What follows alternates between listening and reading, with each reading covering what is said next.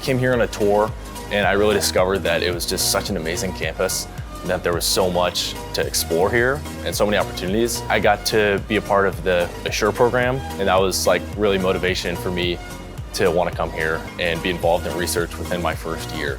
Over in St. Louis, I worked in the Navia Lab at St. Louis University in the School of Medicine. It was just a great experience where I got to learn from so many smart and amazing scientists. Our research was on how lipid metabolism affects chronic pain, stages from the acute pain to the development of chronic pain and that entire process. I received the Lawrence and Blatt Biotechnology Internship Fund. When I receive funding like that, it means so much to me. It allowed me to fully focus all my attention on my internship without having to worry about the financial burden. If I were to give advice to students, I would definitely tell them to apply for that scholarship and just go for it. And I'm so glad that I did that because I wasn't really aware of how the scholarship would help me. And then going into the summer and seeing how it did was super awesome and super impactful.